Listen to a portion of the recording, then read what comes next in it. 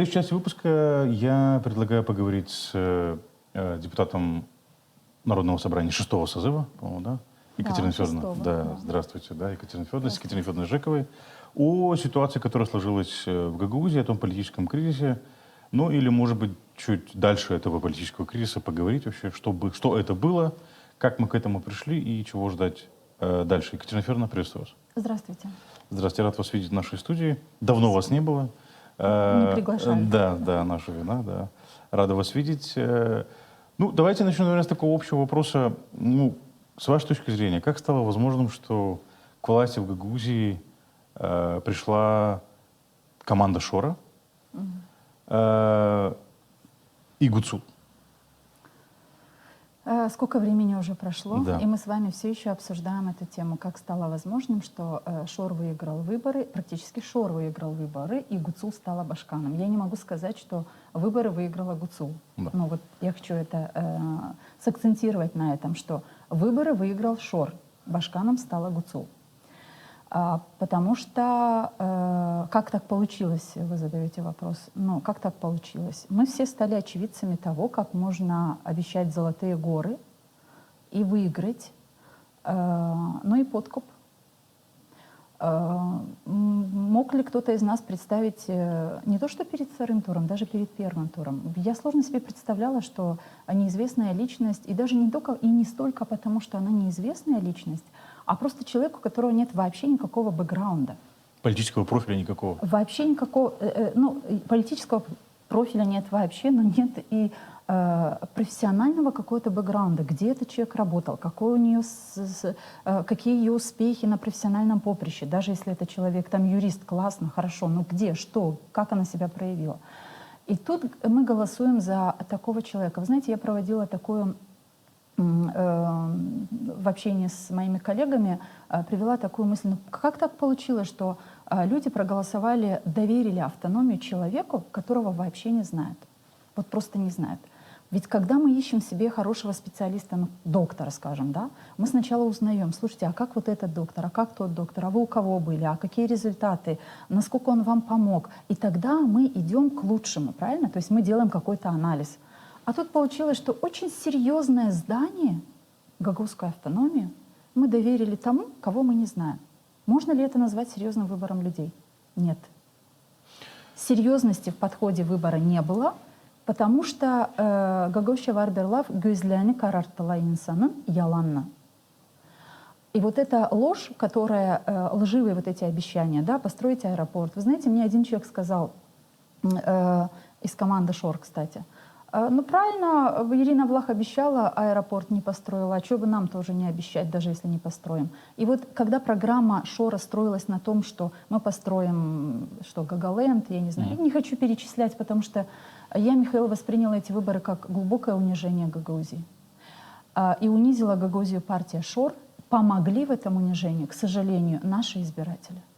И вот мы теперь с этим униженным результатом мы пытаемся делать вид, как мне кажется, да, что нам надо из этого как-то выходить.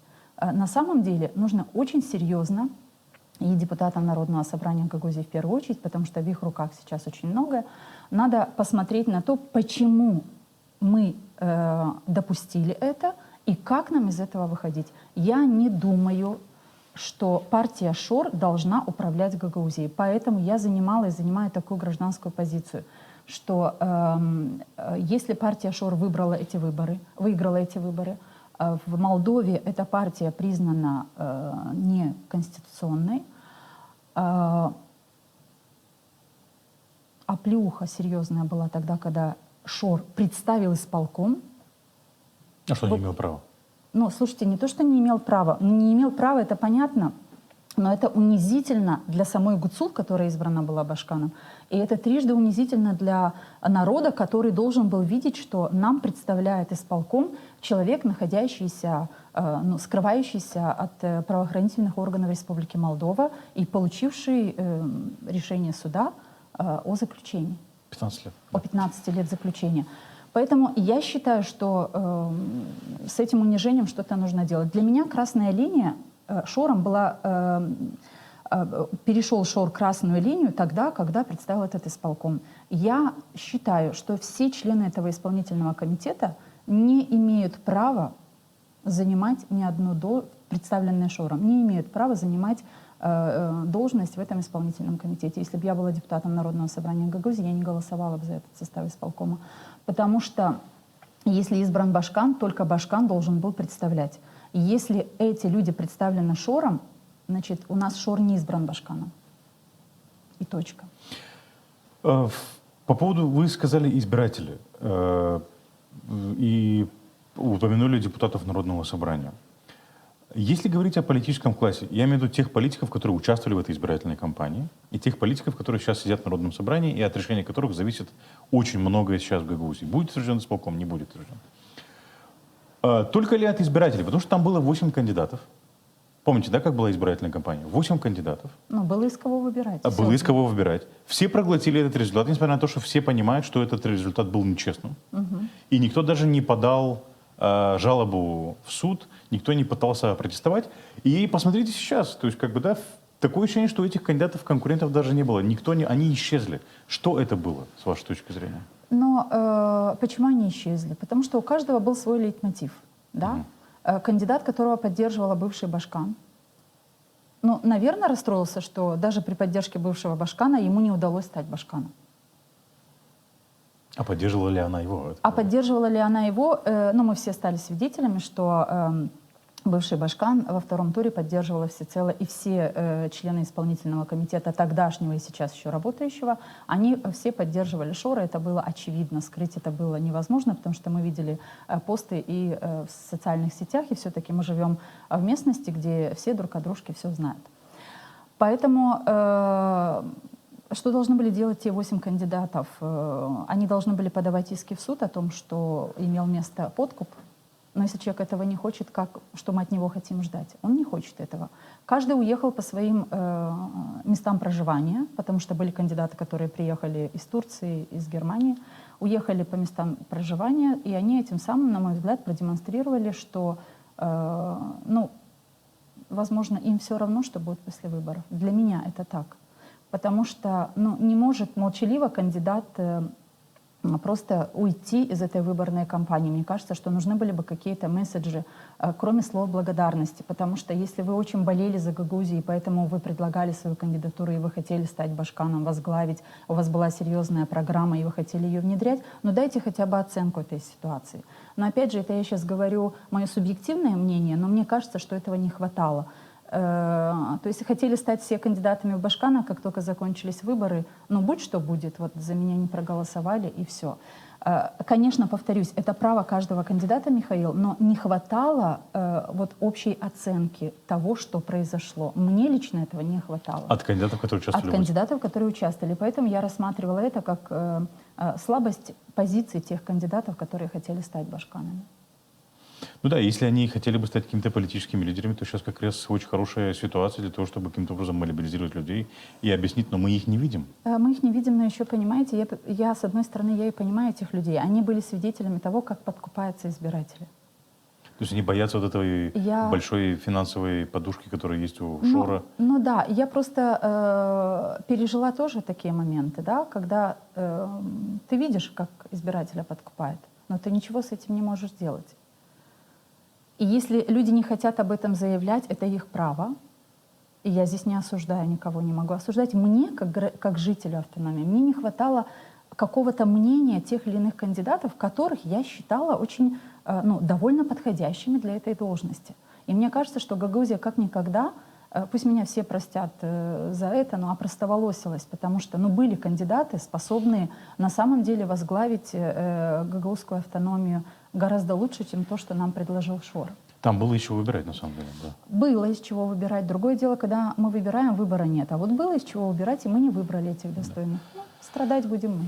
Вот это вот противостояние сейчас в Народном собрании, оно аутентичное? Как бы противостояние Народного собрания. И тут вообще нужно разобраться. Это противостояние Константинова с Шором, это противостояние Народного собрания с избранным Башканом. Что это вообще? Как вы это оцениваете? Все перемешалось. Все перемешалось. Ну, для меня все перемешалось, потому что ты слушаешь речи выступающих на заседаниях, либо дающих какие-то интервью депутатов, и я понимаю, что кто-то торгуется, кто-то пытается договариваться, потому что мы с вами стали свидетелями, как на последнем заседании... Вчера, да. Тон госпожи Гуцул уже сменился, да. Я не враг, и вы мне не враг, и вообще врагов нет, давайте дружить. Но... И Константинов будем поддерживать, цветы, поздравил, обнял, что это? Вы знаете, но поздравить и обнять, поздравить, наверное, нормально, когда люди поздравляют друг друга с днем рождения. Я в этом не вижу ничего такого, только я всегда была категорически против, чтобы это делалось, ну, как-то там публично, потому что, ну, всегда есть возможность прийти в кабинет и поздравить руководителя или человека, коллегу своего. Не обязательно на заседаниях Народного собрания делать эти поздравительные открытки, скажем. Это первое. Второе. Всякие вот эти вот договоренности, которые остаются за кадром того, что мы видим, они же ведь тоже читаются. И когда ты слушаешь, что говорит спикер Народного собрания Константинов, пытаешься уложить это в какую-то логику.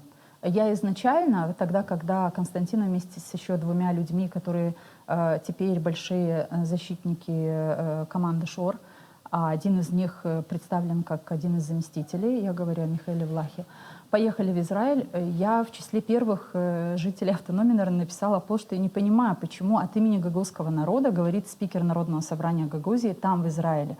И вы знаете, вчерашнее заседание я стала задумываться над тем, что ну, снова какая-то игра.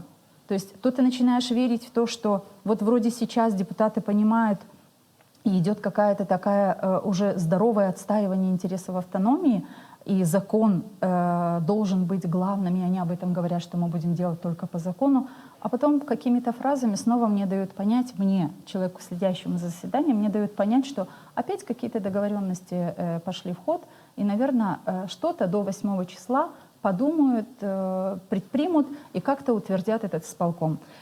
Я хочу сказать о том, что я ожидала, Михаил, что вот эти представленные члены исполкома, представленные ШОРом, столько критики было в публичной, в социальных сетях, в общественности, столько было критики, что ну, почему же эти люди пошли на сговор с ШОРом?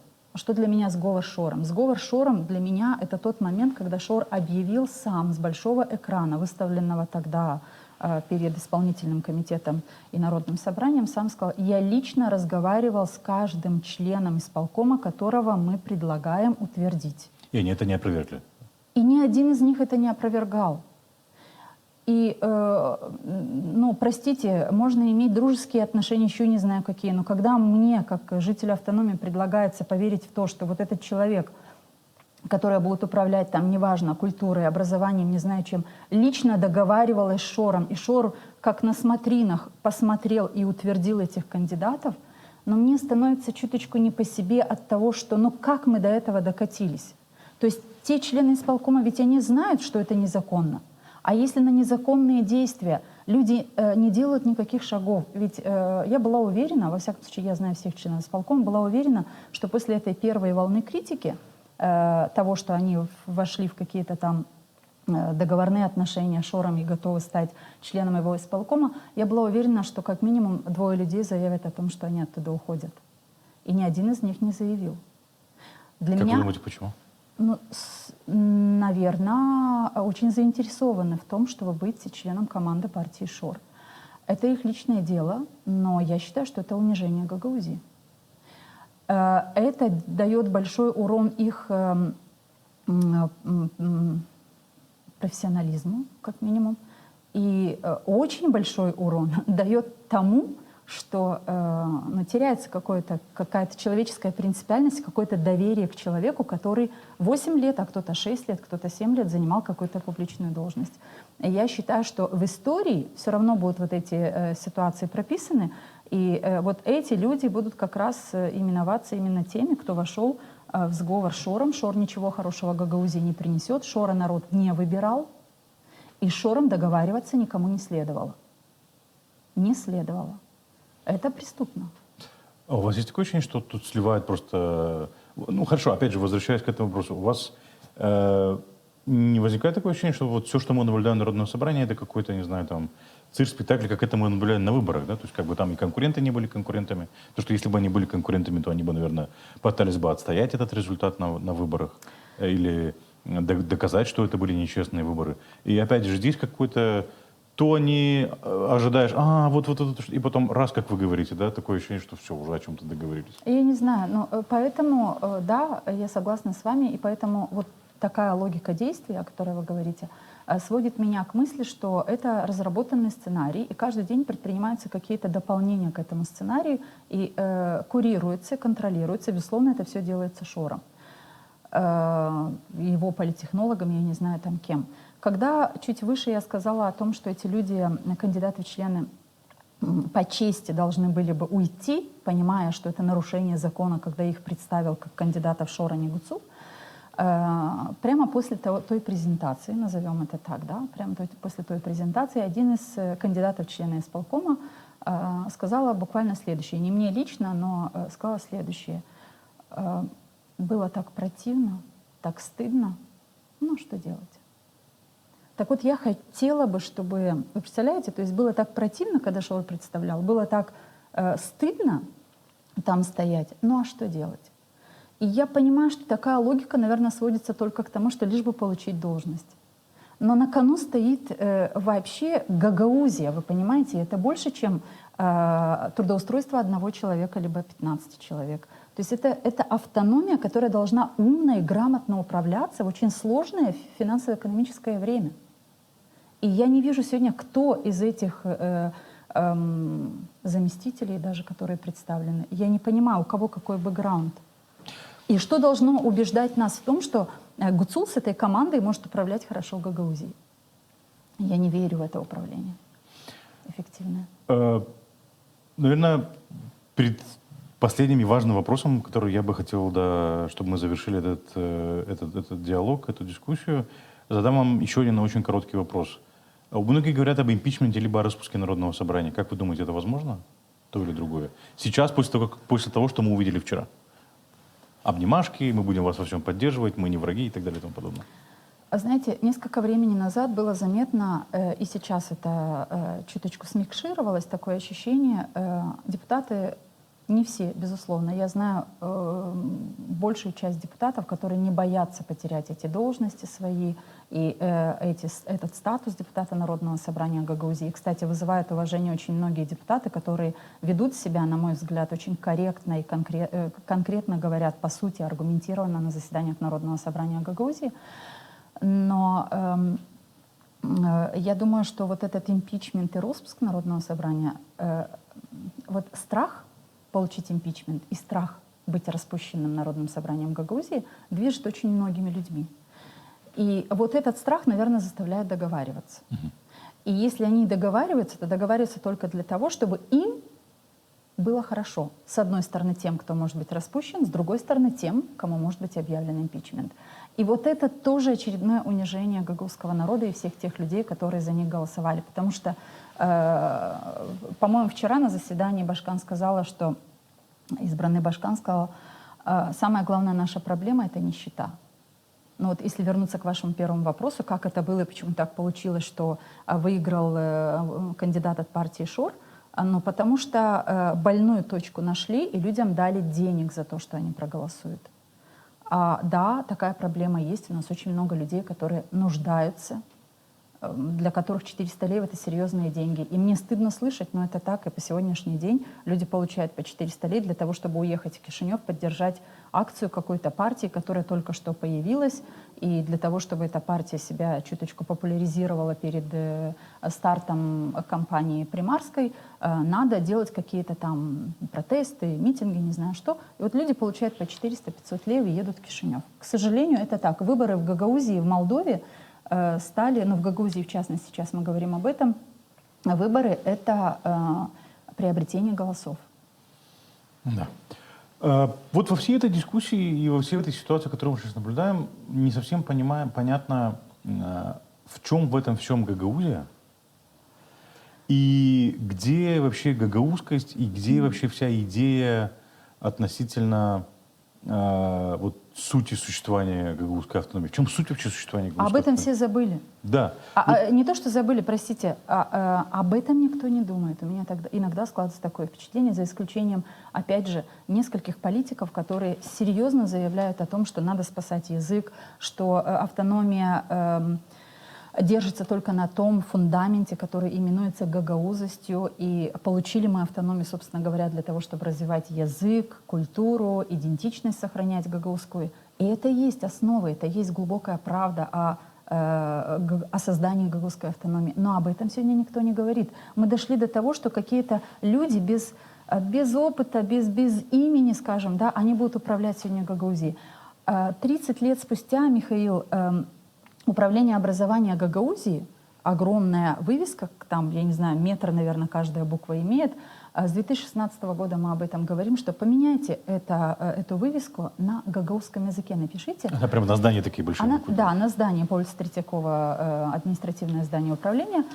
Это даже не поменяли с 2016 года. И человек, который предлагается для того, чтобы работать с управлением образования, курировать и руководить, это человек, которого мы не слышали за 6 лет, чтобы она ни разу не говорила на гагаузском языке. Да, она вообще редко говорит, по-моему. Она вообще редко говорит. Я говорю, да, начальнику управления образования. То есть мы не слышали, как этот человек говорит на гагаузском языке, но мы в очередной раз должны дать возможность этому человеку возглавлять это управление. И она не прошла тест на знание гагаузского языка, кстати. Когда говорят о том, что она вроде прошла тест. Ну вот мне подсказывают, что не прошла. Не справилась с какими-то... Комиссия ее утвердила, но по факту она что-то там не справилась, с чем-то там она не справилась. Вот. Ну, очевидно, что она не справилась, потому что я не слышала ни разу. Вы слышали, чтобы госпожа Кристева говорила на гагаузском языке? И отсюда складываются пазлы, понимаете? То есть, конечно, когда Кишинев говорит, а что хотят гагаузы, они не разговаривают на своем родном языке, они создавали автономию для того, чтобы развивать свой язык, но на самом деле с языком не связана никакая проблема, которая сегодня обсуждается, это так и есть. И тут надо понять нам, мы, гагаузы, чего хотим. Мы хотим играть в политику, мы хотим дать партиям, не буду сейчас делать рекламу, не буду называть те новые партии, которые отростки партии Шора, которые сейчас появились, да, но такое ощущение, что они заполонили Гагаузию, и они хотят только здесь собирать какие-то политические дивиденды, забыв о том, что гагаузская автономия — это про другое, ребята. Это не совсем про политику с партиями и прочее, прочее. И не про геополитику вообще. И вообще не про геополитику. Вот как раз вообще не про геополитику. И, кстати сказать, спасением было бы, конечно, рождение наших гагаузских партий. И если бы гагаузская партия была бы, то я думаю, если она была бы создана, кстати, кто-то создавал партию недавно. Буджак, не гагаузскую, а Янёлга, по-моему, создал партию. Да, и я задала вопрос, а почему партия не принимала участие в башканских выборах, и я не поняла этого выпада, неважно, но как бы есть партия, но почему она не принимала участие в башканских выборах, я не знаю, но благо, что она есть.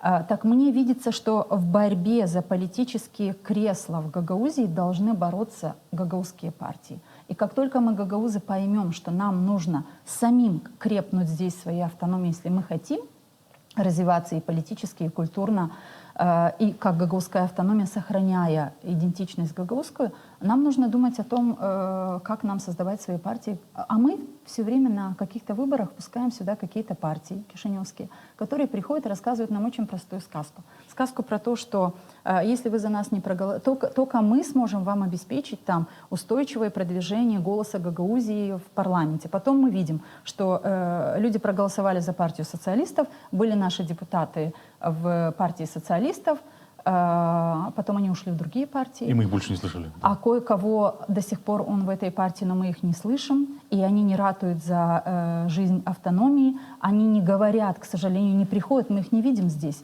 Я, кстати, приводила один пример. Вы знаете, когда бывший Башкан ездила в Турцию, это были парламентские выборы, я агитировала за некоего Георгия Пара, помните? Встречалась с гагаузами, работающими в Стамбуле. Так вот, прошло сколько лет? 2019 год это был. 2019 год, да? Вот с 2019 года кто-то в Гагаузии видел этого Георгия Пара? Никто ни разу не видел. А это депутат от партии социалистов. За которого голосовала гагаузская диаспора в Турции. Да. В Турции, да. И я хочу знать, Но хоть кто-то видел, кто такой Георгий Пара. А почему бывшему Башкану Ирине Влах важно было съездить и самой агитировать за этого Георгия Пара? Значит, был какой-то личный интерес. Ну, потому что Но в Гагаузии сегодня знать не знают такого имени. То есть этот человек ни разу сюда не приехал. Но мы, усилиями наших гагаузов, мы сделали этого человека депутатом парламента. К чему я это говорю, Михаил? К тому, что я понимаю, нищета заставляет очень многих людей думать о хлебе насущном. И люди берут деньги, выходят на выборы и голосуют. И да, гагаузы совестливый народ. Можно взять деньги и не проголосовать за этого кандидата. Но вот гагаузы совестливый народ, и люди проголосовали за тех кандидатов, которые... Ну, бупек просто, мабир тарафтан буда исляне. Инсан кенди лафан тутмуш. Şimdi bu белань вары, безде перешла на гагаузский. Вот эта беда, которая свалилась, на мой взгляд, на нашу голову, на голову Гагаузии в лице партии ШОР, самого ШОР и кандидата от этой партии, мне кажется, что нам нужно понимать, нам, избирателям, одно. Пока мы не научимся рафинировать все, что нам говорят и обещают, пока мы не научимся требовать того, чего нам наобещали, мы не получим лучшей жизни. Можно бесконечно голосовать за деньги, но будут платить людям только в день выборов. Да, дальше люди делают только свои дела. Поэтому мы не видели Георгия Пару, поэтому бывший Башкан не ответила за то, почему Георгий Пара ничего не сделал. Ну и другие кандидаты. Поэтому вывод такой для меня. Молдавские партии не должны участвовать в выборах Гагаузии. Ну, законно они могут участвовать, мы не можем запрещать, да. Но было бы хорошо, если бы Гагаузия сама управлялась своей партией. Поэтому я предлагаю тем активистам, которые считают в себе, имеют достаточно потенциала создавать партии, участвовать в выборах. Ну и, наверное, самый последний вопрос. С вашей точки зрения, как долго просуществует Гагаузия без поддержки и продвижения гагаузского языка, гагаузской самоидентичности? Потому что вы сами видите, вы политик, ну, сейчас вы отошли от политических дел, да, больше как гражданин наблюдаете, комментируете со стороны. Но вы же видите, да, когда ты к человеку в Гагаузии обращаешься на гагаузском языке, они не привыкли, что с политическим дискурсом к ним обращались на гагаузском языке. Привыкли, чтобы обращались на русском языке. Вот это утрата самоидентичности. И мы теряем язык, да, и теряем гагаузскую культуру. Может, вы со мной не согласны, но я так вижу. Вот как долго гагаузская автономия без этого сможет просуществовать? Я должна сказать, что, конечно, вина самих гагаузов в этом. Это первое. Если мы в своих семьях не говорим на гагаузском языке, если мы со своими детьми не говорим на гагаузском языке и не говорим о значимости и о важности сохранять и передавать этот язык из поколения в поколение, есть проблема в нас, самих гагаузах, и она очевидна. Второе, если власти Гагаузии за 30 лет жизни этой автономии не становились носителями этого языка и в своей работе не применяли этот язык сполна, а мы, избиратели, гагаузы в том числе, их избирали, прощали, и говорили, ну ладно, что не знает гагаузский язык, главное, что он профессионал. Вот так мы довели гагаузскую автономию до того, что вымылся язык не только, он не стал инструментом власти, он еще и вымывается из среды общения на территории гагаузской автономии. Это очень печально. И мне кажется, что сейчас... Смотрите, то, что происходит в Народном собрании Гагаузии с этой лингвистической комиссией, вы же видите, да, как никогда Народное собрание Гагаузии стало предъявлять вот такую претензию, да, должны знать язык. Вот статья закона, которая обязывает знать язык, а это статья 26, статья закона о расширении сферы применения гагаузского языка. Когда был принят этот закон, Михаил? Ну, в 6-м созыве, где вы были депутатом? В 2018 году. Я благодарю моих коллег Елену Федоровну Карамит, Железогу Михаила Николаевича и, конечно, Александра Тарнавского, который помог нам этот закон написать. Но если бы, получается, не этот закон и не эта статья, как сейчас в законодательном органе требовали бы, чтобы члены исполкома знали язык? Ну, там уже пошли... Нет, это очень важный закон, я ни в коем случае не умаляю достоинства. Но это только сейчас, я к чему это говорю? Но там уже появились голоса, ну что мы, да ладно, будем сейчас это самое, может, сделаем исключение здесь, сделаем исключение там. Так вот эти исключения делались 30 лет, Михаил. И я это к тому говорю, что закон был принят только в 2018 году.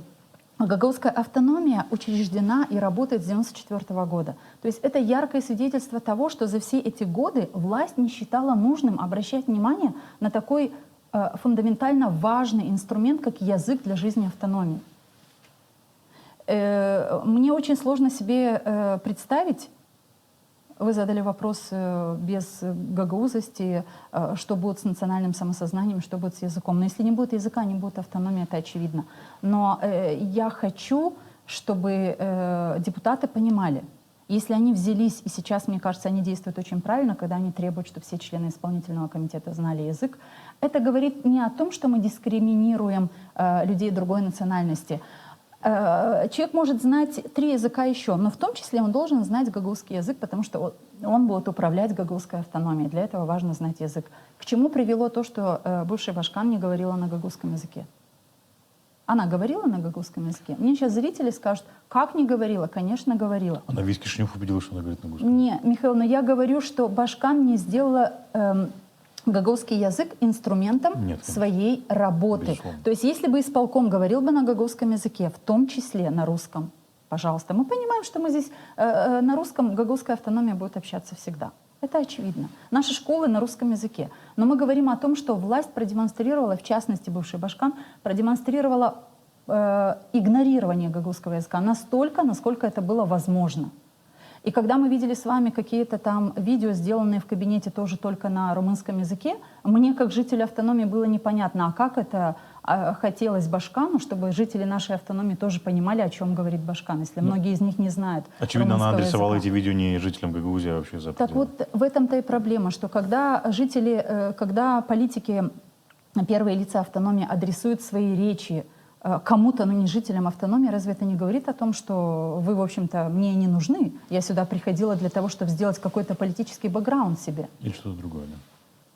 Ну и вот все. Вы знаете, мы говорили с вами маленький нюанс, если есть каких-то еще 30-40 секунд. Я вспомнила момент, который произошел на инаугурации Башкана. Вот я подумала, если бы на инаугурации, которая была организована достаточно буфонадно, да, кстати, мне кажется, что все инаугурации должны проходить очень просто. Скромно. Это заседание Народного собрания Гагаузии очередное, но делается это вот так, и эту практику уже давно внедрили, не Евгения Гуцул ее внедряла. Но вот такая пышная инаугурация, вот такое все. Мы помним этот кадр, когда избранный Башкан забыла положить руку на уложение Гагаузии. Вот я подумала, а если бы господин Константинов, который сейчас, как говорят в народе, опять в контрах, то он за Шора был в самом начале и во время предвыборной кампании перед вторым туром, потом в контра. Вот если бы он не взял, не подвел бы руку госпожи Евгении Гуцул к уложению, мы с вами посчитали бы, что инаугурация состоялась или нет? Ну, конечно, не то, что это обязательно И надо было бы устроить еще одно такое буфонадное мероприятие, чтобы все-таки это состоялось. К чему я это говорю, Михаил?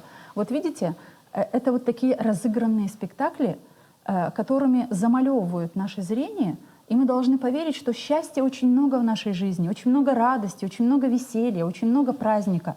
Но окей, если эти праздники создаются наряду с тем, что законно, логически и последовательно принимаются какие-то решения, и Гагаузия получает развитие и по языку, и по экономике, и по финансам, и т.д. и т.п. Вот этот диссонанс сейчас самое глупое, что видно мне в нашей автономии.